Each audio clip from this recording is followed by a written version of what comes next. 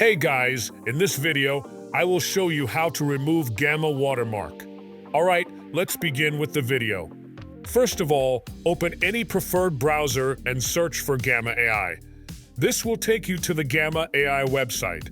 After that, sign into your account and you will be redirected to the home page. Here you will see all of your recent projects displayed. Simply open the preferred project that you want to export without the watermark. Once the project is open, you can edit it further if you want. After you are done with the edits, click on the three dots icon at the top right corner of the screen.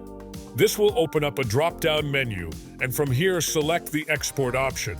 A new pop-up window will now open up. Scroll down to the bottom of this pop-up, and you will see an option to toggle on to hide the watermark. By default, this option is turned off, so you'll need to toggle it on. To do this, you will be prompted to select a paid plan for your Gamma AI account. You can choose either the monthly or annual subscription, and once you complete the payment, you will be able to turn on the Hide Watermark option. After that, you can simply download your project file without the Gamma watermark. So that's basically how you can remove Gamma watermark. So that's all for this video. Consider subscribing if you find it helpful, and I'll catch you in the next one. Thanks.